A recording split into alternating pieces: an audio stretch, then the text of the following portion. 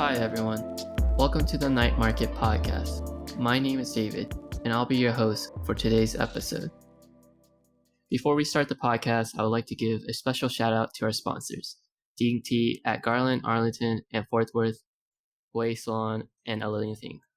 Without these wonderful sponsors, our club wouldn't be here today, so please go show some support. Besides me is our wonderful co-host, Tyler Lee. Would you like to give a brief introduction about yourself before I introduce our special guest? Hi guys, I'm Tyler. I'm your cultural director this year for VSA. I am a senior at the University of Texas at Dallas, and I am studying marketing.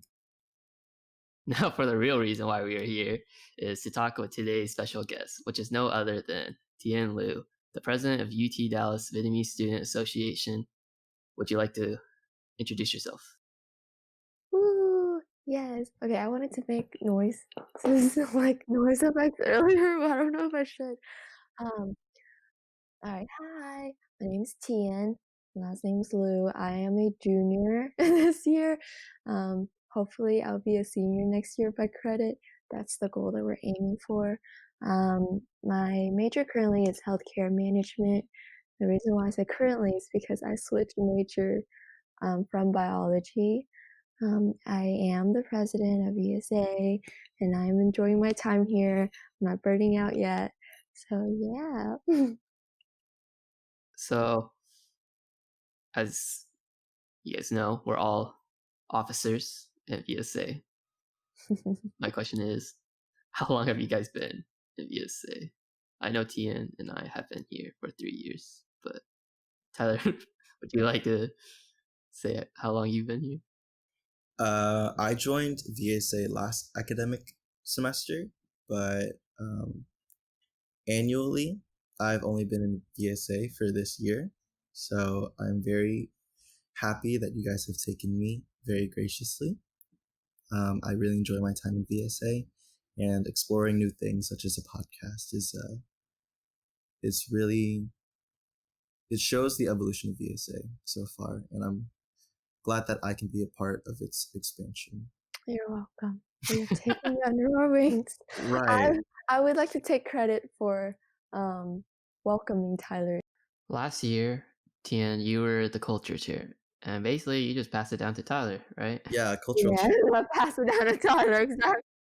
Okay, not only did you pass it down to me, you passed it down to your other kid last year, Lynn, right?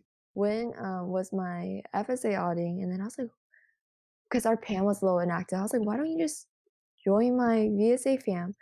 She was like, like she was still thinking about it. I was like, okay, I'll just adopt you. And then Tyler out of like the blue, like Out of pocket. Yeah, he met the whole family, and then out of pocket he was like, I'll just pay for your membership. Now you're an official member, so then we can just get points.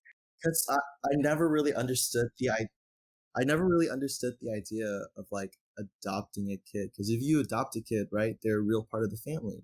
It's like a free trial, but they can't count as points. Right. So like that's not really adoption though, right? Because when you adopt someone, they're really a part of the family. So one should have really been a part of our family. Just exactly. In VSA's eye, in the government's eye, it's like adoption without the papers. Exactly. So in VSA eye, it's not really like a kid, but to us, she was a part of the family. So I threw down a 20, and those were the governmental papers, and she was a real part of the family. And then you got another cultural director out of it. So for background information, last year, all three of us were in a family. Yeah. To bring context to this story. Josephine and I were like saying how we just kind of bribe everyone into the board this year who were like, yeah, you guys should just go for it. That's not bribery. Well, flowery words, and then we just lure you guys in. Yeah, you guys just coaxed us because you guys were all moving up in positions. And it was like, dang, we really need a board. And so you literally looked at your family and you're like, hey, could you join the board? Yeah, actually, there wasn't any like excessive like you should do it. This and this. I think a lot. Are you sure? Because I remember very differently. Well, okay, well, I know that for my position, I wanted someone or like 2 people actually to take over, so I needed to do my part in, like, "You should do this and this." But for David, he was already considering to I was be considering it, and then Josephine kept reminding me about it. Yeah, so maybe it was a little She's like, excessive. I would appreciate it, David, if you took over philanthropy for me. And I'm like, okay. And the deal package for me was that I will run for president only if Josephine runs for secretary and Bree runs for VPI. and you know what the other lines of thinking were? I will only run for secretary if Tien runs for presidency and Bree runs for VP. And then Bree was like, I'll only run for VPI if Tien is president and just be secretary. And so honestly, I don't know which one decided to run for their board position first, but it kind of like, you guys domino effect yourself. It was like, I'll let it fall this way. I think we really trusted, like, words, like, if they were just empty words, I don't know what I would have done. Because when we were talking, it was never, like, a definite yes from Bree or Josephine, like, "Yes, I will run for this position." It was just, like, they were just whenever I bring it up, they were just like, "Oh, yeah? Oh, yeah?" And then and then it was until, like, towards the end when we started seeing, like, who applies or, like, who applied for, like, whatever position, I was like, "Oh, I see Josephine. Oh, this is when I need to sign up or else or else she's gonna be there by herself." So that's when I jumped. I thought it was pretty funny because, like, once you guys were officers, you were like, yeah, I think I'm gonna just chill next year, with just maybe become a family, or you know what, I might even just be a member. And then look at you, you're a president. Yeah, and that's not what happened at all. Don't happen because I remember vividly when we were talking to, like, when we just got our families, and then we were talking to, like, our family kids, like, Ponyo kids, and we were just like they were like, "Are you guys gonna, like, run for, like, officers next year?" and stuff like that, and Josephine and I looked at each other, like, "Hell no!" Like, we were just like, "We are not going back to board, we'll probably just chill out, we need to, like, really focus on our academic, like, stuff," and it was and now we're just now we're a little too deep. Too deep, huh? You know what's really crazy? Honestly, I wouldn't know Tian freshman year actually, because we were actually in the same fam in freshman year. I forgot that we were in the same Yeah. band. The thing is, we both didn't show up to our Well, fam. I don't think it was okay, well, I only showed up one event, and it was the very first one, just to get to know them. I think it wasn't us who were not showing up, who weren't willing to show up, it's just that there wasn't anything planned. Like, That's true. I feel like yeah. it was like very, you were in the loop or not, and like because we were so new to this like experience of college and clubs, because let me tell you, like college clubs are very different from high school clubs, which we'll talk about later. Call it out, call it the fam. Um, well, not too much details because I still do appreciate my parents. It's just that the hangout that David showed up to was probably the meeting that they announced the families, right? Was it that one? Okay, well, that was the one I couldn't come to because I had work, but they planned another hangout, like, maybe middle of the first semester, and it was, like, a board game night. I came out to that one, but I felt, very un it wasn't like they weren't welcoming you in, it's just that everyone already knew each other, and then being a freshman coming in and just like, "Hey guys, I would like to join your friend group," and and I was like, and you don't have like a really like you don't know who your friends are in college, and you're just trying to adapt, and then it just felt like so out of place. Like, oh my god, like shit, it was it supposed to be this hard to make friends in college? Like, I had no problem making friends like in high school. Like, why is it so hard now? Because it just felt so like I felt so intimidated, and that was like the only hangout that I remember being planned and was executed and that I went to, and then for the rest of the year, it was just nothing. Yeah, high school, like the thing is with high school is like you basically, your friends from middle school or even Mhm. elementary, they stay with you till like basically high school. So that's why it's so easy to make friends, because you already have friends, and so you kind of have the gist of what it's like to be in this environment. But at college, it was like so new. Like everyone's so different, you know. I don't know, Tyler. I don't know if you went to the same school district from middle to like high school, because I know he moved a lot. But I know that I've also felt a little bit out of place in high school too, just because I moved 7. Just kidding, I lied. I felt out of place in middle school because I moved. That's when I moved, was in 7th grade, and that was like the start of middle school, and I just felt weird. And I was a little floppy. I moved around a lot, so I never really had a problem with making friends. Maybe keeping friends is hard, because like, what is it? Call it like an extended social battery. Like each day, right? You have a limited amount of time that you can spend with people, and then you get to recharge. But I think like for me, every few years or so, it gets like a little more complicated to hold on to friends that you don't keep in touch with, or like you lose interest in. And I think that's okay.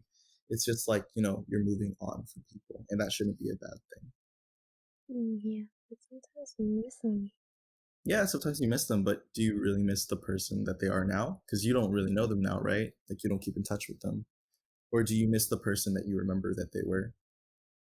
Oh, word. I don't know if Word. I can dive that deep this early in the morning, but David, you like from when I first met you to like the person you are now. I don't know if you've noticed, but in my eyes, you've changed. Like Josephine and I were talking about it and like how much you've grown as a person and as an individual throughout college. But like you changed a lot, and it's not a bad thing. It's definitely not a bad thing. But we remember when you first joined our Ponyo family, and then you would come out to events and stuff, which was really nice. And then Josephine and I was like, I don't know if he likes us. Like It's because I didn't smile in like, any of the pictures, which is like I yeah. just don't. It's just like you can't That's a David quality. make someone's. I just feel like you can't make someone smile. It's just like You really can't. But the thing is, he would show up to like almost every event that we plan, which is really like, wow, he really does like us. But then he would be like really quiet. And then when it was time to like take a picture, he would just stand there and he gave us like the most like, no, I'm not smiling. I actually like really angry look. And then we would Bro, just look back like, okay, but did he enjoy his time hanging out with us? And then now look at him. Now he's leading a whole podcast and talking and stuff. And it was like, I don't know, the growth here is just kind of crazy to me. And now he smiles in pictures. I try to. It's True. hard. It really hurts my face. David is like a whole enigma.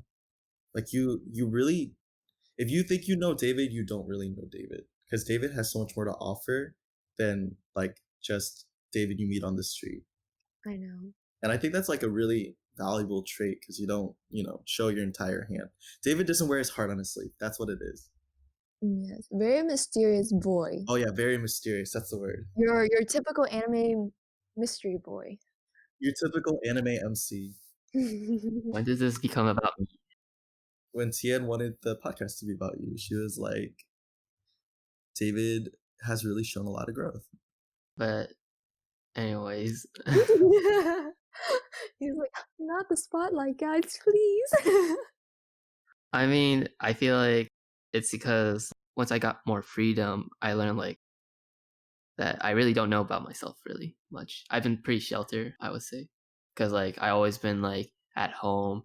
I didn't get a car. I didn't even get my driver license till like 18. So like I couldn't like drive out with my friends, and I always like felt bothered asking people to carpool and stuff. So I just never asked. So and I'm always busy with my parents. As most people know, as first Asian American generations, you had to help your parents with like a lot of stuff, with like translation, emails. So yeah, I had that going for me. But ever since I moved out to Dallas, I was like, wow, so what do I do? To be honest with you, I was so active on my second year of VSA because I wanted to give VSA another chance. I was really active in the tennis club, and that's why I didn't show up much to VSA, because I really enjoyed the friends I met in tennis club. So that was my first group of college friends. And then I was like, I gave the tennis club a big chance, and like I spent so much time. I'm gonna give VSA another chance. And if I didn't meet Tien or Josephine, I think I would be here at VSA actually as an officer or maybe a member. I really don't know. But yeah, that's my my VSA experience. Why VSA instead of like other social cultural clubs on campus? Like, what made you choose VSA? Can I answer for you, David? Go for it, Tyler. What do you think my answer would be? It's because David's not Chinese or Filipino. He's Vietnamese. No, That's probably why. okay, but you know that it's not because you're Vietnamese that's why you joined VSA. Because there's a huge Vietnamese American population in FSA and stuff like that. So like I didn't know that. Yeah, I didn't know that. Tyler was on the point, dude. Bullseye. All right. I was just like, okay, I did know that when I first came to the first meeting, because like I looked at it around and like when I started having small conversation with people, they're like, yeah, I'm not actually Vietnamese, and I'm like, oh, okay. It's true. It's a club. Like anyone could join. So I wasn't looking just for Vietnamese people, but I was just like, it is my culture, and I did want to explore it a little bit more with other people and see how other people experience were like as Vietnamese or Asian Americans too. Because in my high school, there was a small population of Asians, so it's kind of weird, but also like comfortable because these are the faces I'm used to seeing usually. My population in high school was like, I was one of 5 Asians. Wow. In the class? Like in your...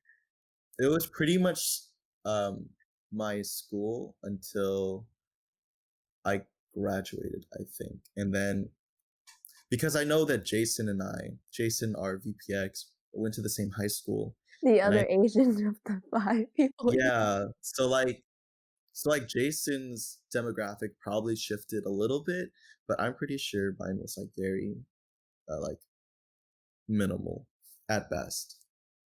That's like kind of really interesting of how like our high school kind of environment, how it made us feel coming into college. Because mine, I take pride in my high school, guys, and it was like really diverse, and we're ranked to be like one of like the top diverse high schools. You want to say the name of that high school? Yes, Euless Trinity High School, located in Euless.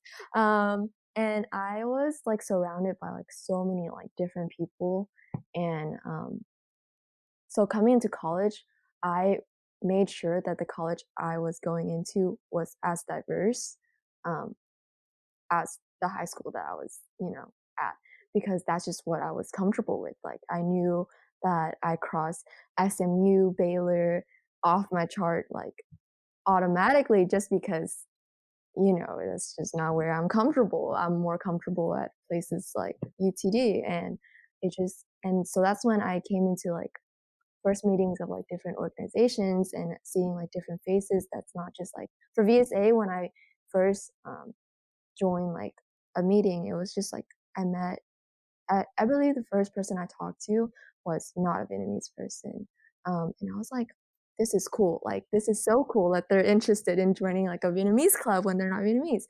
And then that was like, this is nice. So I'm gonna stay here for a little bit.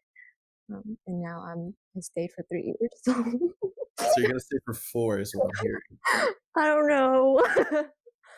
Going back on that, you know how like when you go apply to a college usually gives you like all these statistics. Oh, we're ranked X in education. Our science department is the best. We have this student to teacher ratio, stuff like that. But one thing that I guess I never actually taken a look at was diversity, and like what's your school population, which I think maybe for people that are looking to go to college for, I don't know, next semester or next year, maybe we should start looking into that. I think some of the statistics are, underrated compared to like the biggest one. Like, oh, we're the best science school or whatever. So why did you choose UTD? Like based on I just want to get away from my parents. what? And now you're stuck. I did get like accepted by UT Austin, but like it was a different major and I didn't want it. Maybe I should have took it though, because I realized biochem is stupid and cringe and I hate it. But I'm still going at it third year.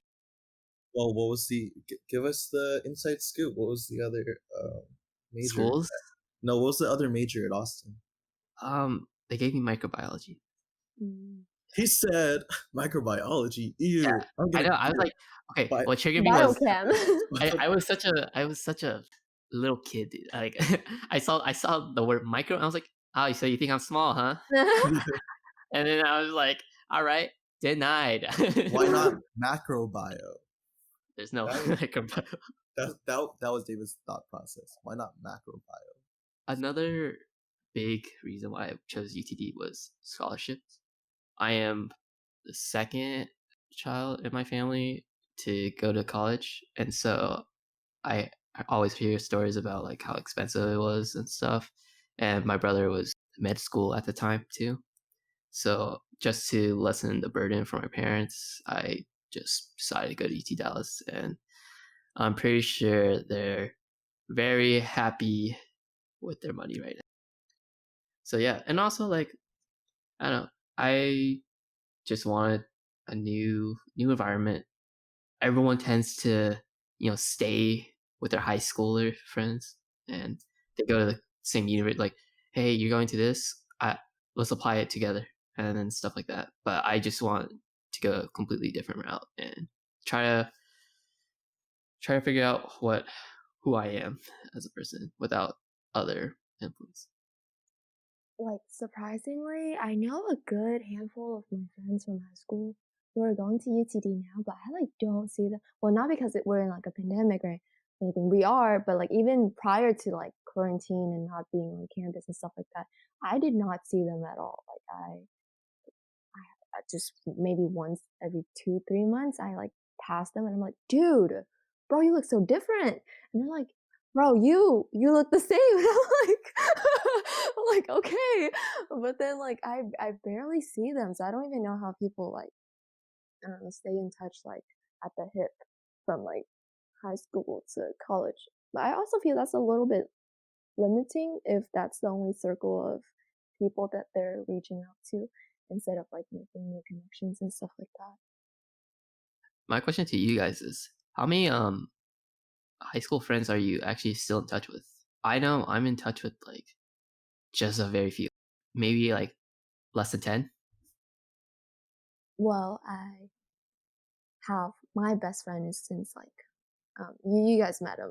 You guys met her. She is Sydney. I knew her since like 7th grade, and we're still pretty attached at the hips. And then my girl group is from high school, and I'm not the type. I'm a very low maintenance person, so I don't really text people, and I'm really bad at texting people. Even though like every time I catch up with them, I feel really like it feels so nice, and like I feel like we're so close as ever. But I'm just so bad at texting that I'm just never within like the loop. But when like I do meet up with them, it's about like maybe a handful and a half of people who I'm still like really close with. Yeah, I think we're all pretty similar in that regard. That it's usually less than 10. But if anybody from high school is listening to this podcast for some reason, actually that would make sense. There are a lot of people that went to my high school that goes to UTD now, just because my high school is 30 minutes away in Allen. But yeah, I stay pretty good contact with my high school friends in my high school circle. But anybody can reach out at like any time to like talk to me about anything. Like I remember one of my classmates, shout out to Jessica Wu. Jessica, if you're listening, thanks for tuning in to UTD's VSA's podcast. You can send the link later. Thank you. So she goes to UT now, and I'm not sure what she's studying, but she's the marketing chair for one of the social orgs on campus. and she like released one of these designs for an event, and I was like, hey, I'm not sure if you know about these concepts, but for color wise, if you're gonna be doing like, I gave her pointers. I was like, if you're gonna be doing this color scheme, I would suggest going something more like this, because it makes the eye follow this more or something. Yeah, I just threw it out there because I was like, I know these, marketing tips and like these visual cues and these art, you know, these art things. And it was a really big paragraph on Insta, and I just sent it because, I'm Tyler. I don't really care.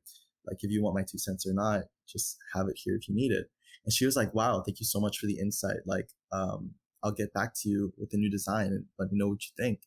And I thought that was like really wholesome that we hadn't talked in like 2-3 years, but we can just pick it up off of anywhere and just like help each other out. I think once a connection is formed, it's always going to be there. And then it's always going to be a little more comfortable to talk to some people than others. And I get really surprised when like someone from high school that I don't talk to anymore, and then we would pick up a conversation and just like check in and then kind of check out, and like, that's cool. Like, it's nice to know that they're still doing their own thing, working on themselves and stuff like that. And then occasionally checking in, and the next thing you know, they're like, oh yeah, I'm like working at a magazine company. I'm like, dude, that's so cool. Like, it's just really nice to see their like milestones in life. Yeah. True. And just to backtrack a little, I thought it was funny how Tien was like, I'm gonna cross off SMU and Baylor.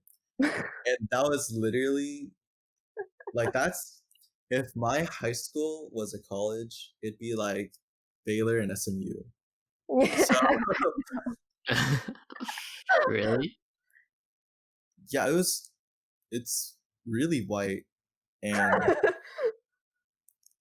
Yeah.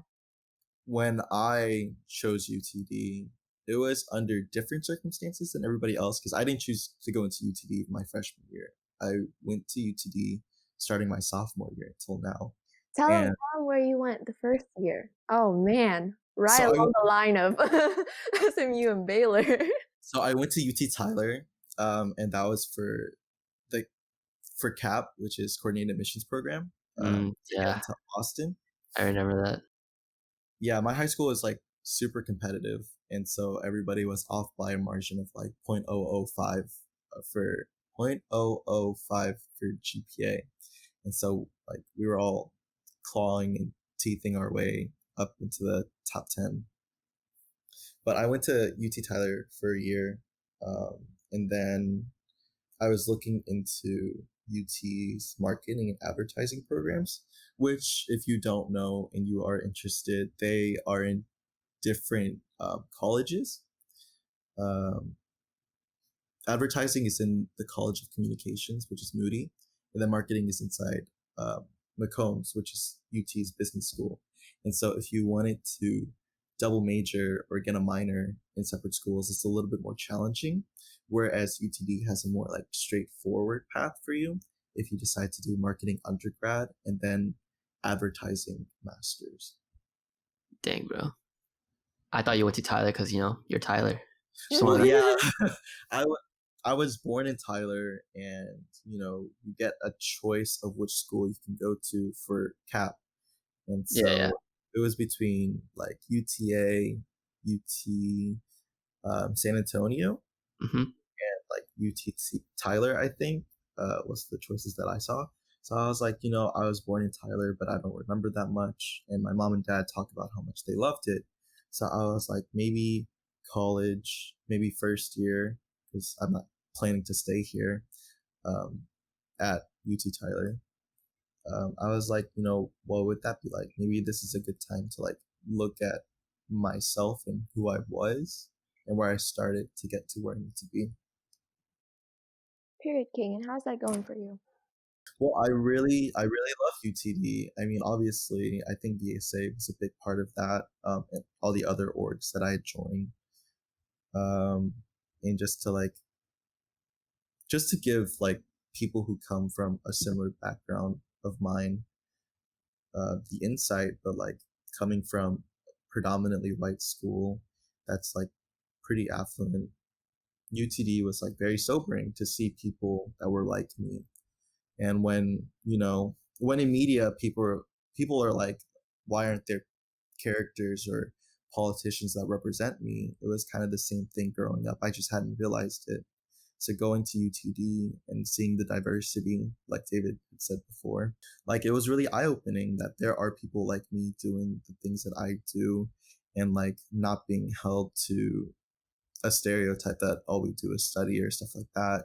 It was like we are more than that, and you can see that in the population of UTD.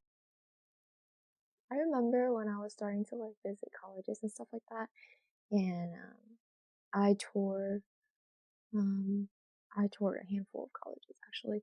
And I remember when I visited like UTA, UTD, I would come home and then I would like talk to my dad. I was like, at UTD, like the population looks just like the pictures they put on like the brochure, because you know how like they don't just go scout for that one like diverse person or that one POC to be on like the front page of pamphlet, right? And then I remember going into like SMU, and I was just, and then I came home, I was like, bro, it's kind of like false advertising. And then I went to visit UTD, and I came home, I was like, Dad, dude, it looks just like the pamphlet. And then I just thought that was so funny. SMU recently came under fire because of the same thing that you were talking about, like brochures. The one video of like, Yeah, they're promoting like kind of like Black culture, but like that's not the neighborhood that they were. Yeah. It's not the neighborhood that SMU is from. SMU is from like North Dallas, like what's that area called? It's just like north of Dallas. Uptown? Yeah, it's like uptown. It's uptown. So they were like doing like photo sets and pictures of people and like exploring the culture of Dallas, but they're not really in Dallas because Dallas is like downtown and deep Ellum and stuff like that. It's very different. There is a very broad line stroked across from where uptown ends and downtown begins. And it's called Midtown. Midtown is that broad stroke line. But yeah, just like going back onto UTD's campus and seeing people that were like me, I think that also gave way to like joining VSA, because it really let me, nurture my culture and things that I didn't get to do when I was younger and in high school and not surrounded by people like me. Like joining VSA allowed me the opportunity to rediscover who I was and who my family was, and like everything that they had been through, and all the new challenges that I face as like a first generation Asian American. And like the biggest thing for me was practicing Vietnamese with people that weren't in my family, because like it really is like a lost art if you're not connected in that way. I think culturally speaking, it's your food and your language that really connects you to other people. I really think it's funny because I remember Tyler's first interaction with people in VSA, because that's when he came over for Josephine's 21st birthday. And I didn't know that it was Josephine's 21st. I know. Okay, but then the thing is, what I find funny is that like when you mention like, oh yeah, I want to like, nurture my like Vietnamese speaking and stuff like that. And then the first time he met like VSA people, literally Josephine, the moment she got drunk, she just like started talking just Vietnamese. Like she talked, like I don't know what she was saying, but majority of it was just Vietnamese. And Tyler just standing there like she's talking in Vietnamese, and I was like, yeah, you get kind of it. It is what it is around here. And that's like one of his like first exposures. So. My Vietnamese is like pretty good. It's pretty good. It's good enough to be your cultural director. But I think it really helped that I went back to Vietnam the summer before junior year, I think. And so like being thrown into Vietnam and like speaking very minimal Vietnamese, you will come out speaking very good Vietnamese. Like your accents and your tones are completely different, and just like your confidence is like really stroked. One of the things I've always wanted to do so in like high school, I remember when people were like, oh yeah, I'm taking a school trip to this and this and this, and then it would be like out of town. I always wanted to do that, but I never had the opportunity to, whether it was like financially or just like my school didn't offer that opportunity. So coming into VSA, if the pandemic wasn't a thing, my God, I would have proposed a plan to like, let's do a VSA travel to another city. And then I really wish it had a momentum where one year eventually VSA could take a freaking trip to like Vietnam. Like imagine a school trip, but a college school trip. Come on, how fun that would be. And then it just like but then you have to go to like paperwork and stuff like that, and like they would have to be responsible for paying, and we could do fundraisers for it and stuff. But it would be a lot easier to plan if Corona wasn't a thing. But unfortunately, it is. So I really can't propose it. But that was always like in the back of my mind. It's like, oh, VSA trip. We do have that. It's called study No, abroad. but I wanted to go as like kind of like a summer trip. Yeah, like a summer trip. Like I know when I watch K-dramas and it's if it takes place in a college, they would always get like a getaway, a retreat kind of thing. And I really wanted to do that with VSA.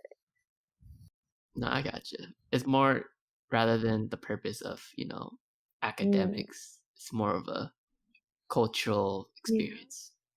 Oh, SoCal night markets could have been a thing, but Night markets is a thing. We're on it right now. oh, yes, I can just imagine it or feel it, but it's not the same. I mean, we have food trucks over here now. It's getting there. Yeah, but it's not like we can be like VSA meet up at like this food truck 7 p.m. on Thursday for a general meeting. True. It's more of like, here's a food truck that I really wish I could go with you guys, but I can't. So you guys can go ahead and try it. But yeah, the food trucks are getting a little crazy. I heard a third one is opening up. That's great. Yeah. Aren't they like always like sold out? The second one, the second one that opened up, yeah. But the first one's pretty solid. Like I think they got a gist of like how many people are coming and going, and so I think they're like adjusting to that quantity.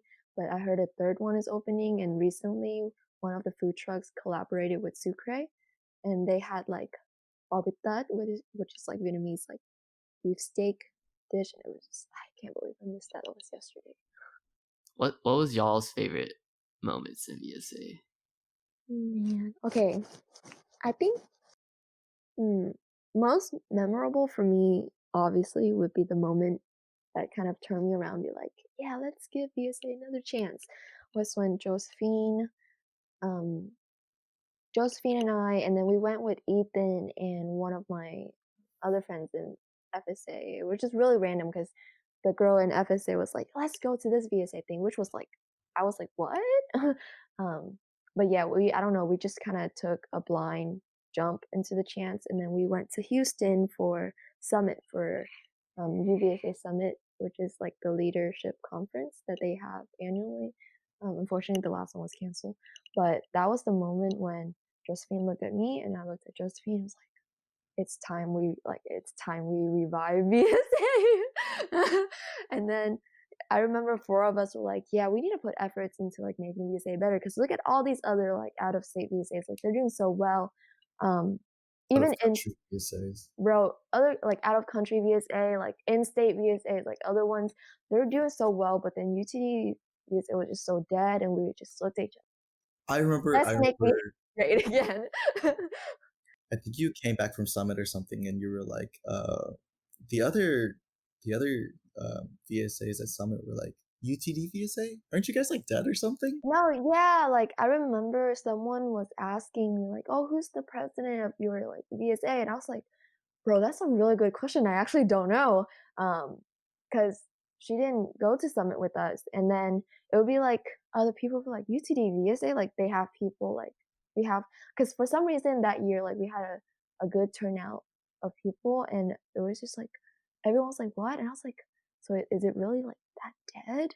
And then I was just really disappointed, because VSA was one of the first clubs that I heard about, even like before I visited UTD or any college. I knew that when I join a college, I am going to join VSA. Like that was my senior high school mindset. And so going in, I was expecting VSA to be like this really great org, like really like have everything like I need, like would be like the new home that I was looking forward to. But unfortunately, that wasn't the case, and I was just like disappointed. Like FSA became my home for that year, and like I had no hope or no like I had no connection in VSA. I didn't even know my parents.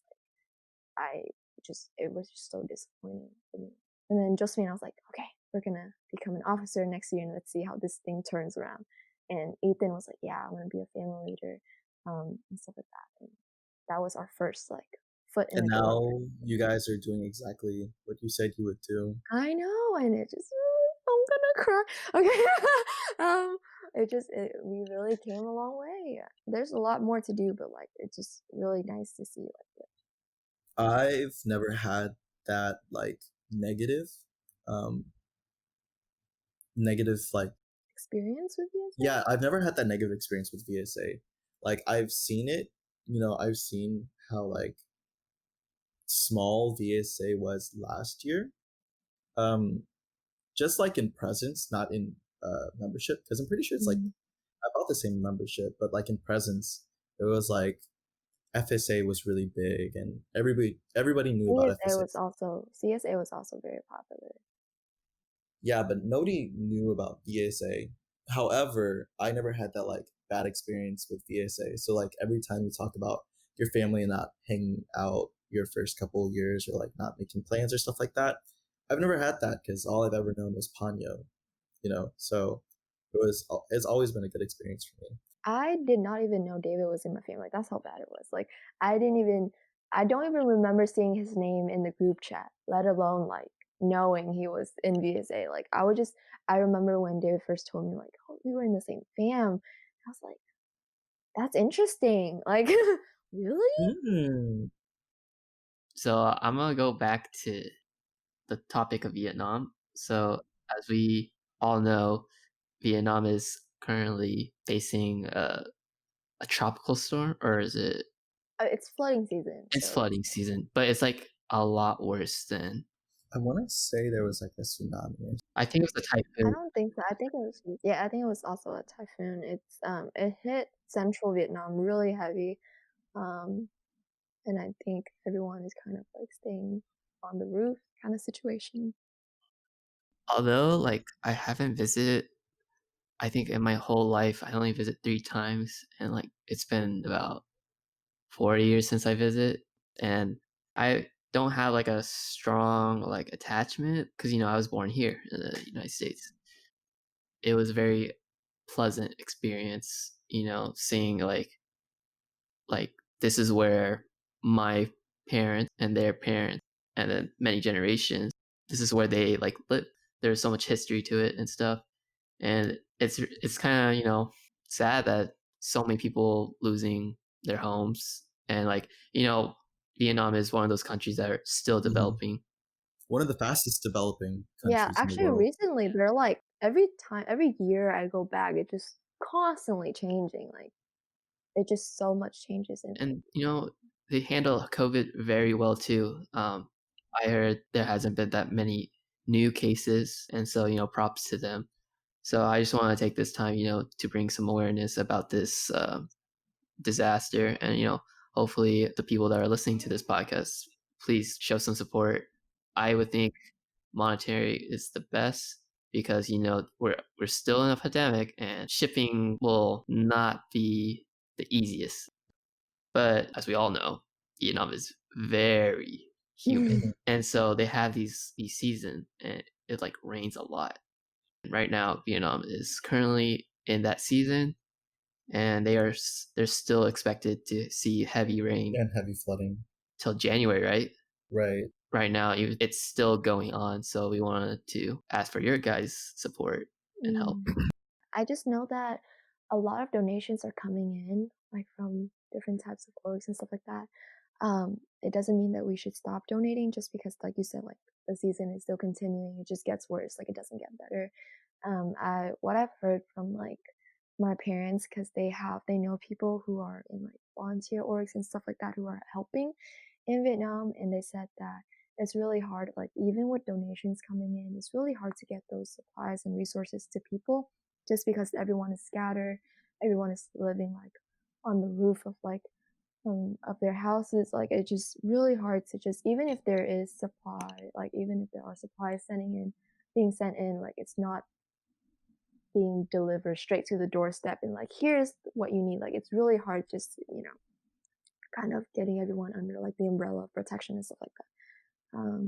So I think any amount of aid would help, and I think the best is it is monetary aid, and it's just best if we send that money over there and then they use that money to buy supplies there instead of like us shipping. So if you're wondering where to donate, we'll throw some links down in the description below. But feel free to like do some research. We just want to bring awareness. That's all I have for that topic. So Halloween is tomorrow. There's a full moon. Nice. There is? Yeah, it's a full moon tomorrow. What are y'all's plans for Halloween? A lot of options. Well, Tien and I live in the same house. He's actually in the room down there. She's over there in that corner. But Tien and I were going to do a bonfire with my siblings because my house is like 20, 30 minutes from here. So we were going to buy like a little fire pit from Home Depot, like $50, and then get some chairs and snacks and stuff and just like sit in the courtyard. The money. But like I don't know if like kids are gonna be trick-or-treating, but I think I've never handed out candy before. Oh, really? And I really want to I've Let me never, tell you, like it was always me. it's boring. Well, I figured, but I really just want to experience it. So I think I'm gonna go, maybe whenever I go to work, I'm gonna pick up a bag of candy, just leaving it there in case any kid comes by. I just remember before COVID, the most recent Halloween, I think that's last year. You go in and you're like, they say trick and treat, and then you wonder like, so what's your costume? But you never want to I ask. always ask that. What are you It's supposed to be? I turn into like a PTA parent. Oh no, not the BTA parent. And I just like, hey, buddy, that's such a great costume. What are you supposed to be? And he's like, I'm Superman. And I'm like, that's adorable. Yeah, but I feel like as years goes by, kids are like, oh, kind of weird now. Kids are really weird. But like, I just remember that year, I just kept seeing so many Fortnite reference. I was just like, I think this year is gonna be Among Us if they do help trick or treating. I don't know about you guys, but my neighborhood, they actually started decorating their house. So I was just like, okay, but please, like, For be Halloween careful. or for Christmas? For Halloween. No, It's so not early too for early for Christmas. Christmas. I started hanging lights for Christmas like around Thanksgiving. So like after Halloween, we're gonna put up lights. Yeah. I'll be honest with you guys. So ever since I moved into this house, I've had these Christmas decorations all the way up till now. So I have these Christmas decorations for about almost 10 years now. We haven't taken them down because I say I'm lazy, but I think I got it from my parents because they're also lazy to take it down. So we have like these 2 Christmas trees up still. We still have Christmas lights. David celebrates Christmas 24/7, and that's why Josephine favors him. Don't celebrate it that much, really. Like, it's just there in spirit. Yeah, we're just there too, I guess. It's like the balloons I have up for Josephine's birthday. It's Yeah. still up on the wall. Like I don't think it's gonna get taken down anytime soon. Some of the letters are losing air though, so Yeah. So I was watching like a scary movie last night, and I know my friend was really spooked out and stuff, and I was just like, it's not real, like It is real. It's people like you who don't believe in like ghosts and spirit are the people who get followed by ghosts and spirit. Okay. How do you know you're getting followed? You just feel it. Do you ever have thoughts? What do you mean thoughts? Like philosophical thoughts? About ghosts? No, just philosophical thoughts, period. What? Sure. You know, David, you know he does. And that's the ghost like passing on knowledge to you. Oh no. No. Maybe you have like a nerdy ghost following you. What? David Albert Einstein is following Yeah, David. if I had a nerdy ghost, where is he when I'm taking my exam? My knowledge just goes blank. Well, maybe the ghost's scared of exams too. Maybe the ghost is like academic integrity. Academic Or maybe- integrity. Or Who's maybe gonna get him in trouble? or maybe the ghost is just like, these exams are pointless. I don't think you should even be here. I don't know. I think if the ghost is nerdy, I think it's more of like, yeah, I don't participate in academic dishonesty. I think you got this one. Because they want to be like ghosts, or like the what is it? The concept like about ghosts is like they linger around because they still want to be human, right? And so as a human, they would be like, I don't want to commit this type of crime because I'm still trying to go places and da da da da da. Okay. You look at us right now, and we have this ghost challenge where you get a tablecloth and you put sunglasses and you take a picture. I think it's cute. It's cute. So you guys both believe in ghosts. There's Okay. one behind you right now, actually.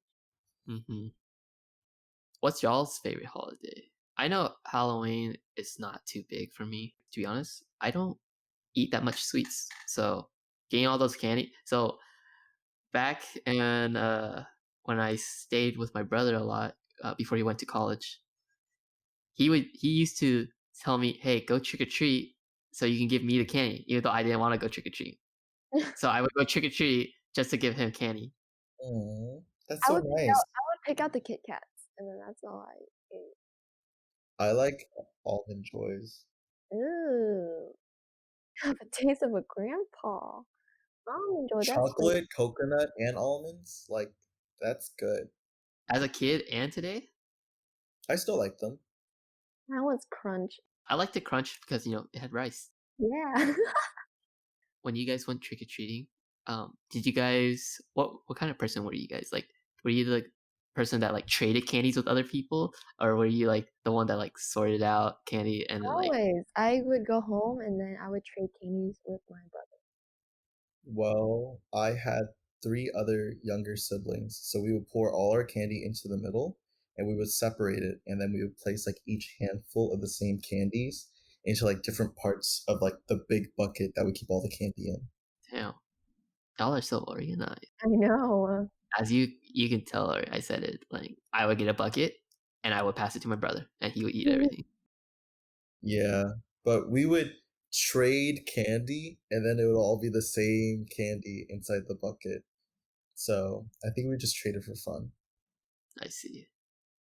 But favorite holidays? I think my favorite holiday is, I don't want to say Christmas because I don't think it is Christmas. I love giving people gifts, but I hate shopping during Christmas. I think Thanksgiving is probably my favorite holiday. In the sense of like making food, not the total annihilation of an entire group of people. I was gonna say, dude, Thanksgiving kind of rough though. Like Yeah, all those turkeys, they gone real quick. I never thought about it like that. Maybe we'll do a vegetarian I'm not Thanksgiving. I'm not coming to that Thanksgiving. All your side dishes are vegetarian anyway, okay? And if you make like a really good main dish that can replace turkey, because like let's be honest, turkey and ham is overplayed every year. I've been having the same Thanksgiving for the past 22 years. But it's good. Do you guys actually eat like American food for Thanksgiving? When I go meet with my family in Houston, yes. When it's just my parents, because my parents don't know how to cook American food, so they would just say, "Yeah, pho is our Thanksgiving." Oh, that's so nice. Pho gas specifically. That's so funny. But even like when I go to Houston, like we have a traditional Thanksgiving, but it's like also not traditional. Like the stuffing for the turkey, it's like Sorry, yeah. those clear noodles. Oh. What? Oh yeah, Yeah, my aunt has. My aunt. I was just like, what the heck? My dad doesn't like, I don't think my dad likes fusion food. And so like if anything is like clearly American, it's American. And if it's Creole, it's Creole, and if it's Vietnamese, it's Vietnamese, you know? So we never had like mixed Thanksgivings, but like whatever we do really well. Yeah. My Thanksgivings are like the normal like Vietnamese Asian party food, right? And so you have like bánh ướt, fried rice, and like all that. And then You have on manok at regular Vietnamese functions? yeah, and then Manok is like a special, like, no, it's maybe not. it is for my family. I don't get it too often, but I do see it sometimes. Yeah, my family, because we order it from like a lady or something, and they're very like Yeah, so it's always ordering from like another yeah. Ordered from a lady, And just then like in Thanksgiving Vietnam. would be like an it's like additional not a store, it's like from their house Yeah, directly. yeah, like in Vietnam, like a low key business. kinda. Yeah, and then like bánh bột lọc and stuff like that. And then like on Thanksgiving it would just be like, oh, here's the turkey, some ham. And then that's when like my uncle would like whip out his like, here's the one time I will cook for the year. Like this is this is my chance to shine. And then he does like the whole grilling and stuff like that. And then That's what my dad says every Thanksgiving too. But then we just make him cook the rest of the year anyway, so I don't really know why he says that. My dad overcooks things, so I usually just do it. we call my dad like Mr. Mom because their roles are a little reversed because they're not stereotypical. Same here. My dad does the cooking, my mom does kind of like the cleaning. It's like certain dishes would be like my mom's territory, so like to call and stuff like that would be like my mom. Like my mom would make it, but then like usually majority of the food that we eat at home is my dad. I think that when I, like, growing up, it was my mom who cooked, and then slowly my dad started cooking because my dad has a really big passion for cooking. And I don't think he realizes it yet. But then, like, I think ever since I want to say since like high school, I started cooking, and so they've both like just stopped. Tyler cooks for the rest of the year. Yeah. And it's me and my siblings who cook now. So everybody just kind of does their own thing. Dude, honestly, I'm at that phase, to be honest. Like, ever since, because normally when I was in college, I would cook, and now that I'm home, like I told them, yeah, I'm just gonna cook stuff, and I've been trying to do these meal preps, and then slowly I keep seeing them disappearing, and I'm not eating them, and I realized my parents were eating them, Meal and I prep. was just like, huh, well, it doesn't seem like a meal prep because it's just only for 2 days so far. But yeah, my favorite holiday is actually coming up real soon, and it's not Halloween. It's on Sunday. It's called daylight savings because you get the extra hour of sleep. But in trade-off, like in spring, you get one less hour of sleep. Yeah. Okay, I'm gonna say it right now. Maybe controversial opinion, probably not. Daylight savings is kind of dumb.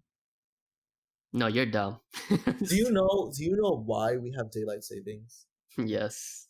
No. It's for farmers. It was so farmers could start their days earlier, because then everybody else would start their like day an hour earlier, so that farmers could like be a part of society still, and like still work and tend to their fields. But like, Why is that dumb? well, why if it affects farmers to get up like an hour earlier or whatever, why do I have to get up an hour earlier too? Like, that doesn't make sense to me. You don't have to. Just sleep in. I Yeah. can't. Work starts at this time. If you move up an hour, I have to start at this time. Tien, favorite holiday? I don't know if I have one. Say it. The classic, Just Lunar pick New one. Year. That is really fun. It is fun. That, yes. I knew it. New Year, but the Lunar New Year for me. Yeah, that would be my favorite holiday. Because I get money for rent, and then I don't know if I'm gonna get any this year. You guys still get money? I don't get anything now these days. I get less and less every year, but I need it more and more. Like I need it more than ever. But yeah. I think that's also the downside of like being separate from your family because you don't see them, so they can't give you money. My parents don't give me money. It's my relative. Yeah.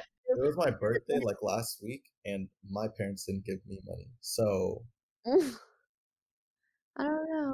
My parents don't. You start to get used to it, man. no, I want money. And then they dread that I get money because they're like, oh, you get money, that means I have to give back money. I was like, well, Sorry. just Not think my about money it. though. Just think about it as like You're paying for my rent this month. That's it.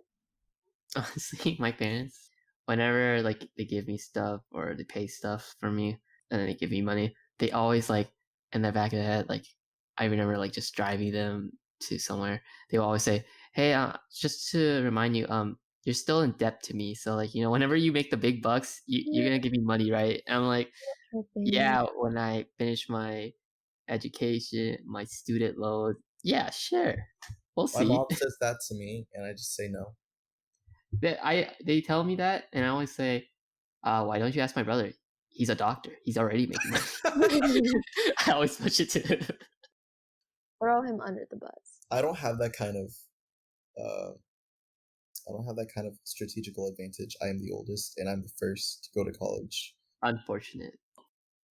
Well, I think this is a good time to stop. We definitely hit the hour mark. So, is there anything you would like to say to the audience, Tien? Well, I just wanted to thank them. If you are listening, thank you for listening. We have a lot more up our sleeve as VSA, as a team, and for this podcast as well. And I hope that you guys are tuning in and keeping up with us. That's it. And just thank you, and I hope you're staying safe. And happy holidays, since holiday season is coming up. So yeah, find a little happiness in the little things. Well, thank you again, Tien, for being our first guest in our first episode. I'm honored. And thank you to those that are tuning in today's episode of The Night Market. Please go follow Tien's social medias, which will be linked. But yeah, that's all we have. Thank you. Thank you, Time to Tien. go home from the night market.